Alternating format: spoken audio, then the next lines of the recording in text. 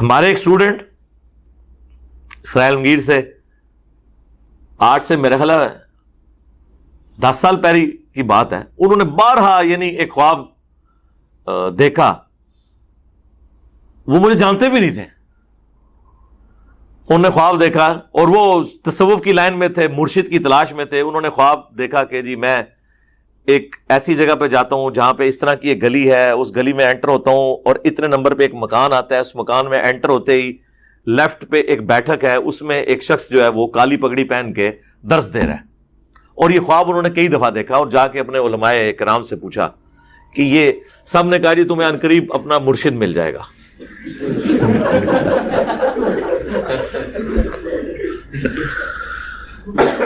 پھر مل گیا مرشد ان کو. جب مرشد ملا انہوں نے کہا اوہ کدھر پاس گیا. ٹھیک ہے تو اچھا، اور اس میں خواب میں انہوں نے دیکھا کہ میں نے یہ سنا ہے کہ اس گھر میں نبی علیہ السلام تشریف لائے ہوئے ہیں، اور جب گیا ہوں تو وہاں ایک شخص درس دے رہا ہے. تو انہوں نے کہا اس کی تعبیر یہ ہے کہ وہ شخص نبی علیہ السلام کی تعلیمات تم تک پہنچا رہا ہوگا. بالکل صحیح تعبیر ہے، بالکل ٹھیک ہے. جب ملا تو ناراض ہو گئے. مرزا کے چاہنے والے کو خواب میں بتایا یہ گیا کہ اس گھر میں حضور علیہ الصلوۃ والسلام تشریف لائے ہیں، لیکن جب وہ اس گھر میں گیا تو اس نے مرزے کو دیکھا کہ وہ درس دے رہا ہے. پھر خواب دیکھنے والے کو تعبیر یہ بتائی گئی کہ اس کی تعبیر یہ ہے کہ وہ شخص حضور علیہ الصلوۃ والسلام کی تعلیمات تجھ تک پہنچائے گا. یہ ساری بات مرزے نے نقل کی اور مرزے نے کہا کہ تعبیر بالکل صحیح بتائی ہے جس نے بتائی ہے.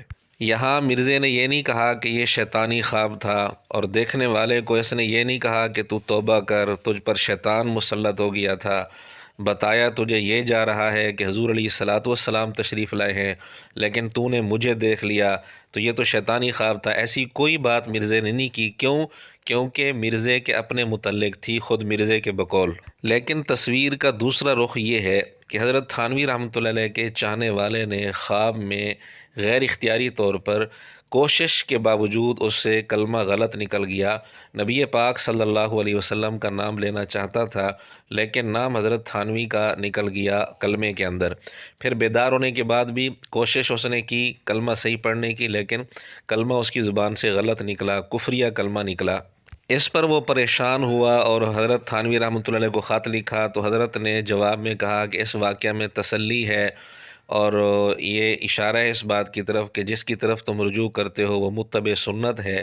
یہ تعبیر حضرت تھانوی رحمۃ اللہ علیہ نے بتا دی تو اس کو مرزے نے یہ رنگ دے دیا کہ انہوں نے در پردہ نبوت کا دعویٰ کیا ہے، ورنہ ان کو کہنا چاہیے تھا نا کہ تو توبہ کر، شیطان تجھ پر مسلط ہو گیا. جب یہ نہیں کہا، تسلی دے رہے ہیں، تو اس کا مطلب یہ ہے مرزے کے بقول کہ وہ در پردہ نبوت کا دعویٰ کرنا چاہتے ہیں. حالانکہ الامداد رسالہ جو صفر 1336 ہجری کا شمارہ ہے، وہ جو شمارہ مرزے نے اپنی ویب سائٹ پر اپلوڈ بھی کیا ہوا ہے، اس کے 3 مہینے بعد والا جو شمارہ ہے جمادی الاخری 1336 ہجری، اس میں حضرت تھانوی رحمۃ اللہ علیہ نے پوری وضاحت کر دی تھی اور واضح طور پر یہ لکھا تھا کہ میرے وہم و گمان میں بھی کوئی ایسی بات نہیں تھی.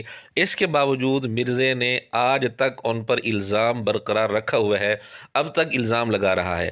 لیکن دوسری طرف جب خود مرزے کے متعلق خواب دیکھا گیا کہ خواب دیکھنے والے کو یہ آواز آتی ہے کہ اس گھر میں حضور علیہ الصلوۃ والسلام تشریف فرما ہے، لیکن جا کر وہ دیکھتا ہے تو مرزا درس دے رہا ہوتا ہے. مرزے نے اس خواب کو شیطانی خواب نہیں کہا، خواب دیکھنے والے کو یہ نہیں کہا کہ تو توبہ کر، تجھ پر شیطان مسلط ہو گیا.